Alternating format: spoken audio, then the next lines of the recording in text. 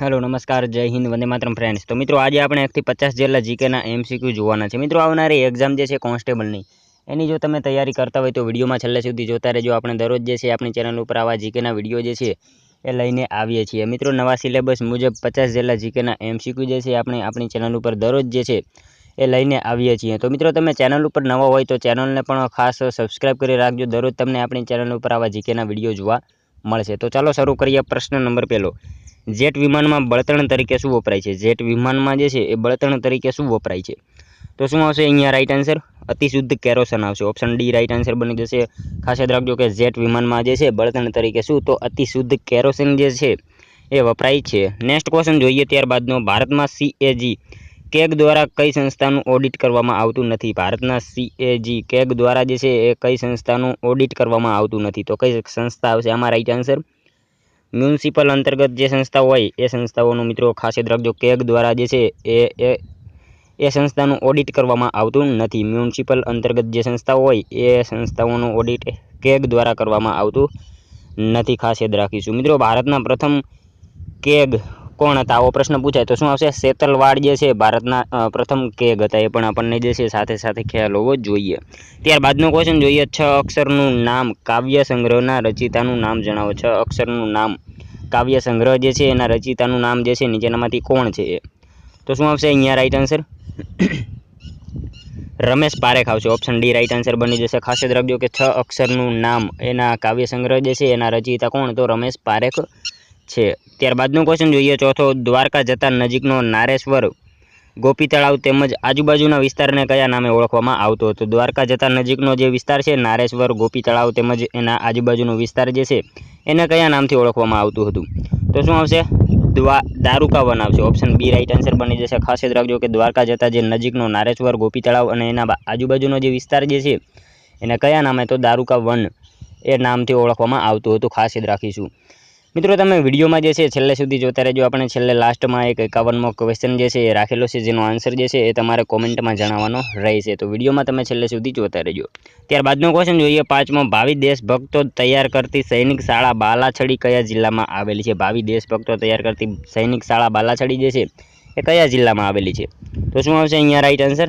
જામનગરમાં આવશે। Option A right answer બની જશે। ખાસ યાદ રાખજો કે ભાવિ દેશભક્તો તૈયાર કરતી સૈનિક શાળા બાલાછડી જે છે એ કયા જિલ્લામાં? તો જામનગર જિલ્લામાં આવેલી છે। મિત્રો તમને વિડીયો ગમતો હોય તો એક લાઇક કરી દેજો। અમે તમારી પાસે માત્ર એક લાઇકની આશા રાખીએ છીએ, તો એક લાઇક તમે જરૂર કરી જ દેજો।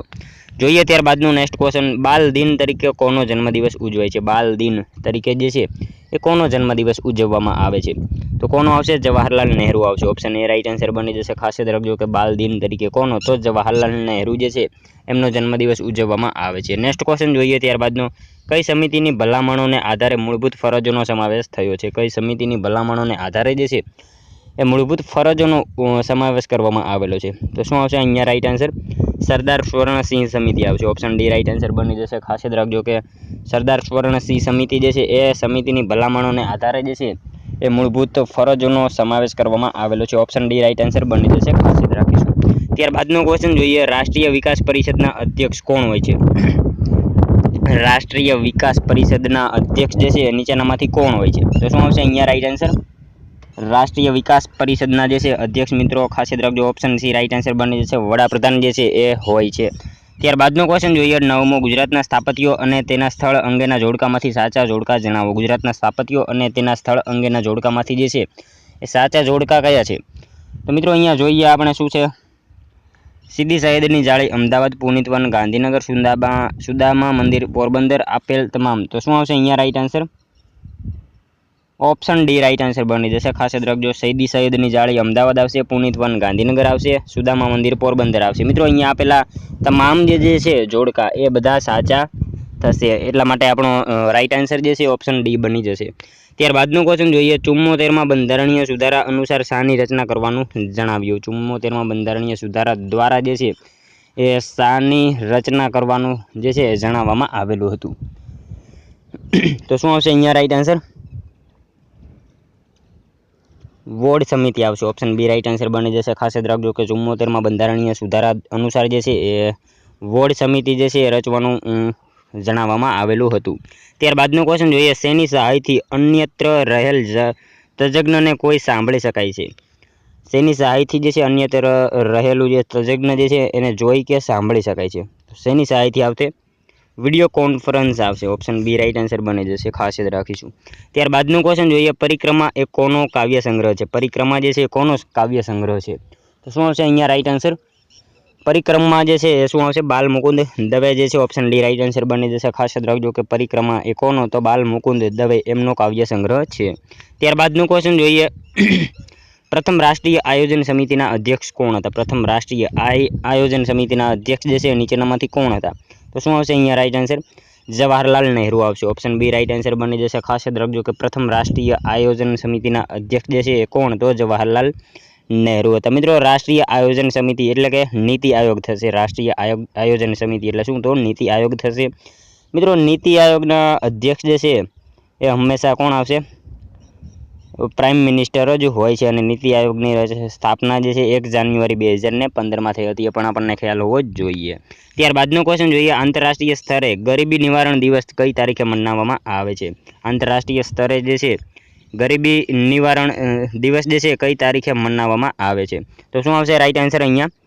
17 ઓક્ટોબર આવશે. ઓપ્શન સી રાઈટ આન્સર બની જશે. ખાસ યાદ રાખજો કે આંતરરાષ્ટ્રીય સ્તરે ગરીબી નિવારણ દિવસ જે છે એ ક્યારે? તો 17 ઓક્ટોબરના રોજ મનાવવામાં આવે છે. નેક્સ્ટ ક્વેશ્ચન જોઈએ ત્યારબાદનો, દેશ ગુલામીમાંથી મુક્ત નહીં થાય ત્યાં સુધી કપાળ પર ચંદન ન લગાડવાની અને કેસદર કર્તન ન કરવાની પ્રતિજ્ઞા કોણે લીધી હતી? દેશ જે છે ગુલામીમાંથી મુક્ત નહીં થાય ત્યાં સુધી કપાળ પર ચંદન ન લગાડવાની તથા કેસ કર્તન ન કરવાની પ્રતિજ્ઞા જે છે નીચેનામાંથી કોણે લીધી હતી?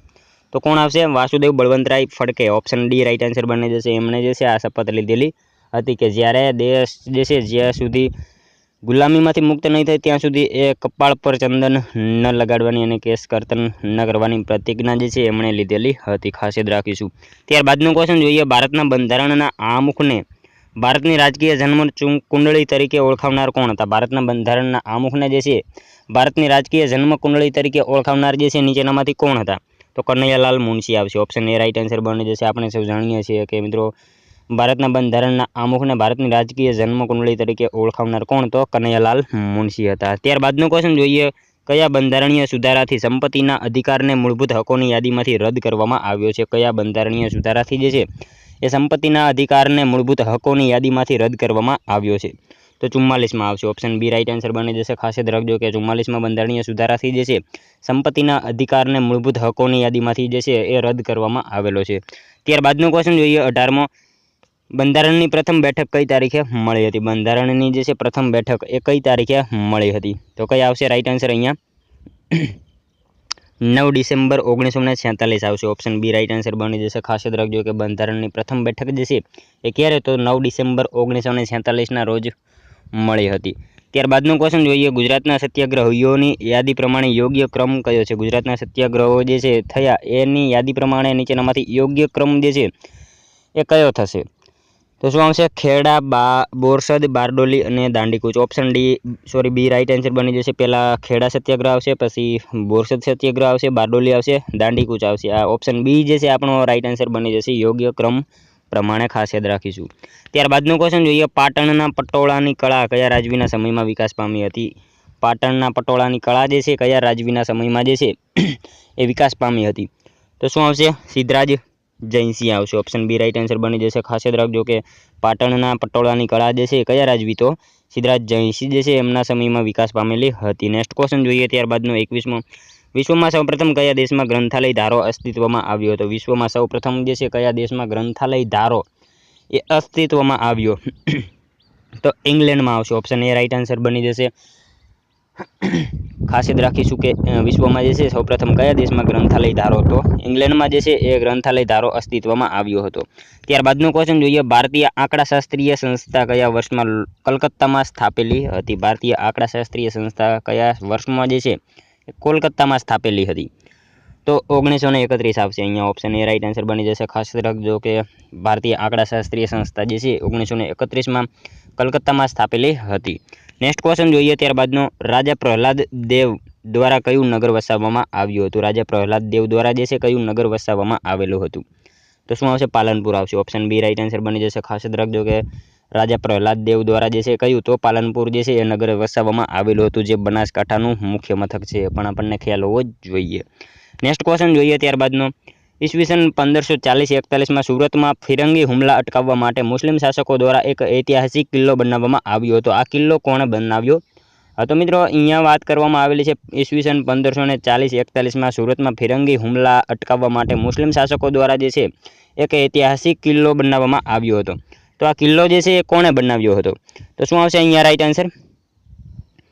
ખુદાવંદ ખાન આવશે. ઓપ્શન એ રાઈટ આન્સર બની જશે. ખુદાવંદ ખાન જે છે એમને આ કિલ્લો બનાવેલો હતો. ખાસ યાદ રાખીશું. અહીંયા જે છે ઈસવીસન 1540-41માં જે છે સુરતમાં ફિરંગી હુમલા અટકાવવા માટે જે છે મુસ્લિમ શાસકો દ્વારા એક ઐતિહાસિક કિલ્લો બનાવવામાં આવ્યો હતો. આ કિલ્લો જે છે કોને? તો ખુદાવંદ ખાન જે છે એમને બનાવેલો હતો. નેક્સ્ટ ક્વેશ્ચન જોઈએ ત્યારબાદનો. ખીજડીયા ટેકરે નવલિકાના લેખકનું નામ જણાવો. ખીજડીયા ટેકરે નવલિકાના લેખકનું નામ જે છે એ કોણ છે નીચેનામાંથી? તો ચુનીલાલ મડિયા આવશે. ઓપ્શન એ રાઈટ આન્સર બની જશે. ખાસ યાદ રાખજો કે ખીજડીયા ટેકરે આ નવલિકા જે છે એના લેખક કોણ? તો ચુનીલાલ મડિયા છે. મિત્રો તમે વિડીયોમાં જે છે છેલ્લે સુધી જોતા રહેજો, અને છેલ્લે લાસ્ટમાં એક 51મો ક્વેશ્ચન આપણે રાખેલો છે, જેનો આન્સર તમારે કોમેન્ટમાં જણાવવાનો રહેશે. અને મિત્રો આ 50માંથી તમારા કેટલા સાચા પડે છે એ પણ તમારે કોમેન્ટમાં જણાવવાનું રહેશે. ત્યારબાદનો ક્વેશ્ચન જોઈએ. સિમલા પરિષદ કઈ સાલમાં મળી હતી? સિમલા પરિષદ જે છે એ કઈ સાલમાં મળી હતી?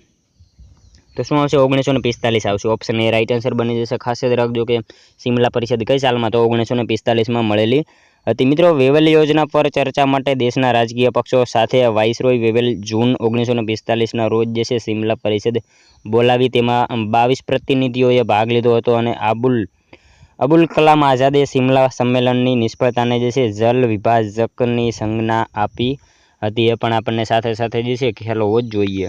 ત્યારબાદનો ક્વેશ્ચન જોઈએ. કાઠિયાવાડમાં 1663માં ઔરંગઝેબ સામે નીચેના પૈકી કોણે બળવો કર્યો હતો? કાઠિયાવાડમાં જે છે 1663માં ઔરંગઝેબ સામે જે છે એ નીચેનામાંથી કોણે બળવો કર્યો હતો? તો રાયસિંહ આવશે. ઓપ્શન એ રાઈટ આન્સર બની જશે. ખાસ યાદ રાખજો કે 1663માં કાઠિયાવાડમાં જે છે ઔરંગઝેબ સામે કોણે? તો રાયસિંહ જે છે એમણે બળવો કરેલો હતો. ત્યારબાદનો ક્વેશ્ચન જોઈએ. ભારતના પ્રથમ રાષ્ટ્રપતિનું નામ જણાવો. ભારતના પ્રથમ રાષ્ટ્રપતિ એ કોણ હતા? તો મિત્રો આપણે સૌ જાણીએ છીએ કે ભારતના જે છે સૌપ્રથમ રાષ્ટ્રપતિ ડૉક્ટર રાજેન્દ્ર પ્રસાદ હતા. ઓપ્શન બી રાઈટ આન્સર બની જશે. ખાસ યાદ રાખીશું. ત્યારબાદનો ક્વેશ્ચન જોઈએ. ચૌધરી ચરણસિંહની યાદમાં દર વર્ષે આંતરરાષ્ટ્રીય ખેડૂત દિવસ ક્યારે ઉજવવામાં આવે છે? ચૌધરી ચરણસિંહની યાદમાં દર વર્ષે આંતરરાષ્ટ્રીય ખેડૂત દિવસ જે છે એ ક્યારે મનાવવામાં આવે છે? તો ક્યારે આવશે રાઈટ આન્સર? અહીંયા 23 ડિસેમ્બર આવશે. ઓપ્શન સી રાઈટ આન્સર બની જશે. ખાસ યાદ રાખજો કે ચૌધરી ચરણસિંહની યાદમાં જે છે દર વર્ષે રાષ્ટ્રીય ખેડૂત દિવસ મનાવવામાં આવે છે. તો ક્યારે? તો 23 ડિસેમ્બરના રોજ મનાવવામાં આવે છે. નેક્સ્ટ ક્વેશ્ચન જોઈએ. ત્યારબાદનો. ઈસવીસન 1451માં લોધી વંશની સ્થાપના કોણે કરી હતી? ઈસવીસન 1451માં જે છે એ લોધી વંશની સ્થાપના એ નીચેનામાંથી કોણે કરી હતી? તો કોણ આવશે? બહલોલ લોધી આવશે. ઓપ્શન બી રાઈટ આન્સર બની જશે. ખાસ યાદ રાખજો કે 1451માં લોધી વંશની સ્થાપના કોણે? તો બહલોલ લોધી જે છે એમણે કરેલી હતી. નેક્સ્ટ ક્વેશ્ચન જોઈએ. ત્યારબાદનો. મોગલ રાજવી મોહમ્મદ શાહ ત્રીજાએ હરણોની જાળવણી માટેનો ઉદ્યાન બનાવ્યો હતો. આ સ્થળનું નામ જણાવો. મોગલ રાજવી જે છે મોહમ્મદ શાહ ત્રીજાએ હરણોની જાળવણી માટેનો એક ઉદ્યાન બનાવ્યો હતો. તો આ સ્થળ જે છે એનું નામ શું હતું? તો શું આવશે? મહેમદાબાદ આવશે. ઓપ્શન બી રાઈટ આન્સર બની જશે. ખાસ યાદ રાખજો કે મહેમદાબાદ એમાં જે છે એ સ્થળનું નામ હતું. મોગલ રાજવી મોહમ્મદ શાહ ત્રીજાએ હરણોની જાળવણી માટે એક ઉદ્યાન બનાવ્યું હતું. એ સ્થળનું નામ શું? તો મહેમદાબાદ એનું નામ હતું.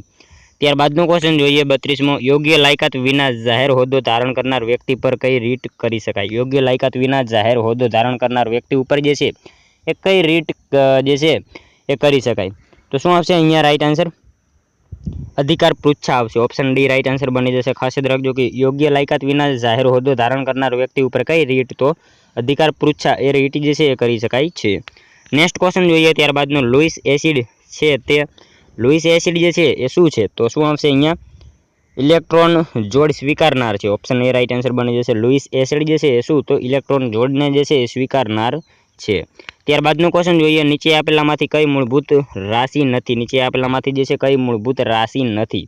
તો શું આવશે? ઘનતા આવશે. ઓપ્શન સી રાઈટ આન્સર બની જશે. ખાસ યાદ રાખજો કે ઘનતા જે છે એ મૂળભૂત રાશિ નથી. ત્યારબાદનો ક્વેશ્ચન જોઈએ. બાલાસિનોર તાલુકો ગુજરાતના કયા જિલ્લામાં આવેલો છે? બાલાસિનોર તાલુકો જે છે ગુજરાતના કયા જિલ્લામાં આવેલો છે? તો મહીસાગરમાં આવશે। ઓપ્શન ડી રાઈટ આન્સર બની જશે। ખાસ યાદ રાખજો કે બાલાસિનોર તાલુકો જે છે એ કયા જિલ્લામાં, તો મહીસાગર જિલ્લામાં આવેલો છે। મિત્રો મહીસાગરનો મુખ્ય મથક જે છે એ કયું, તો લુણાવાડા છે। એ પણ આપણને ખાસ જે છે ખ્યાલ હોવો જ જોઈએ। ત્યારબાદનો ક્વેશ્ચન જોઈએ, ભારતની લોકસભાના સભ્ય પીએ સંઘમાં કેટલામી લોકસભામાં સ્પીકર તરીકે નિમણૂક પામ્યા હતા? ભારતની લોકસભાના સભ્ય જે છે પીએ સંઘમાં એ કેટલામી લોકસભામાં સ્પીકર તરીકે નિમણૂક પામ્યા હતા? તો કેટલામી આવશે?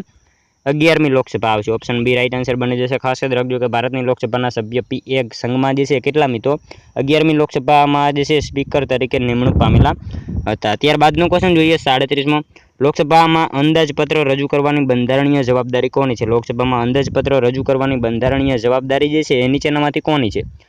તો કોની આવશે? નાણાપ્રધાનની આવશે। ઓપ્શન સી રાઈટ આન્સર બની જશે। ખાસ યાદ રાખજો કે લોકસભામાં જે છે અંદાજપત્ર રજૂ કરવાની બંધારણીય જવાબદારી કોની? તો નાણાપ્રધાનની હોય છે। નેક્સ્ટ ક્વેશ્ચન જોઈએ ત્યારબાદનો, સાચા વિધાનો જણાવો। અનુચ્છેદ 17 હેઠળ અસ્પૃશ્યતાની નાબૂદીની જોગવાઈ છે।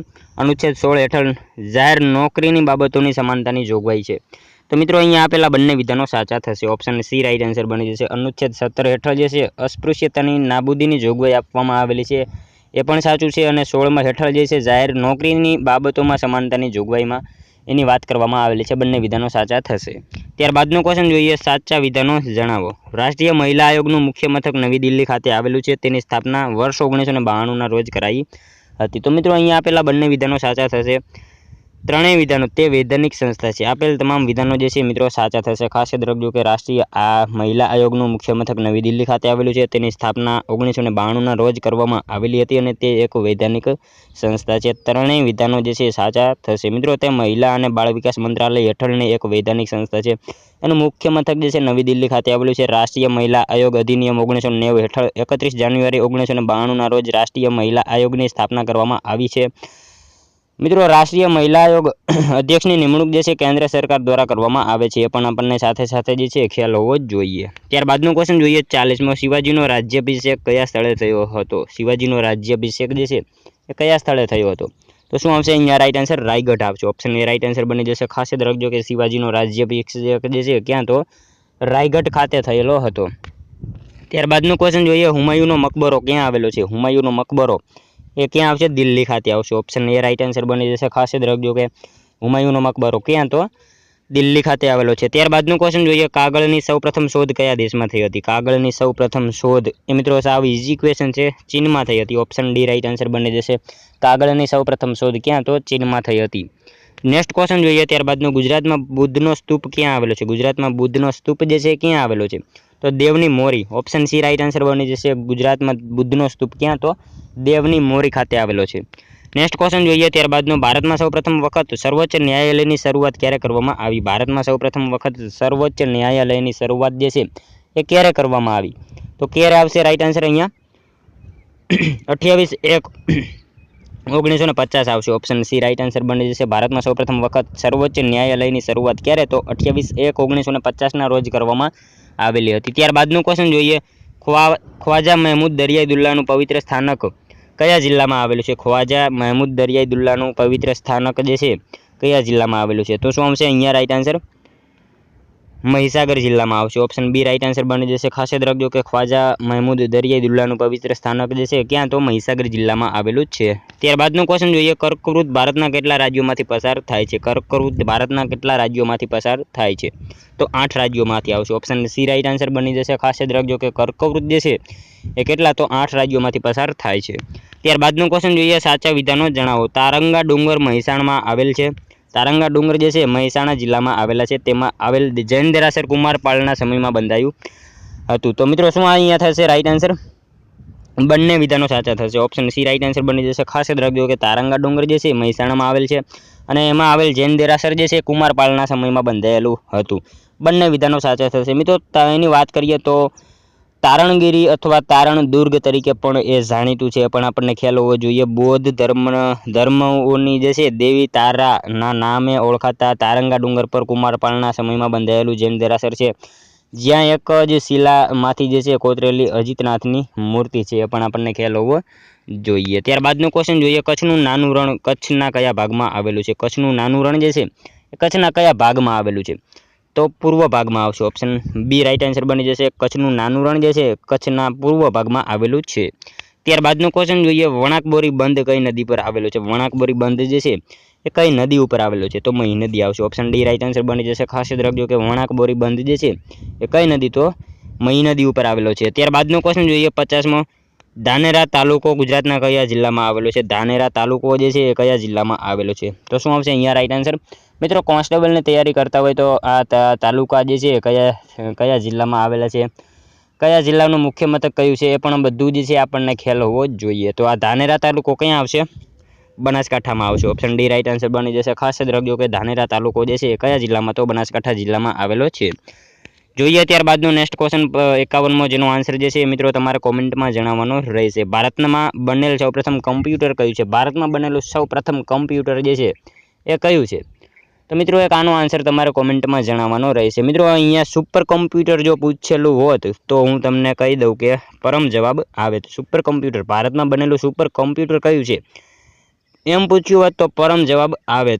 ભારતમાં બનેલું સૌ પ્રથમ કમ્પ્યુટર કયું છે એનો આન્સર એક જે છે એ તમારે કોમેન્ટમાં જણાવવાનો રહેશે. અહીંયા ઓપ્શન આપેલા છે એમાંથી તમારે કોમેન્ટમાં જણાવવાનું રહેશે. અને મિત્રો સાથે સાથે આ 50માંથી તમારા કેટલા સાચા પડ્યા એ પણ તમારે કોમેન્ટમાં જણાવવાનું રહેશે.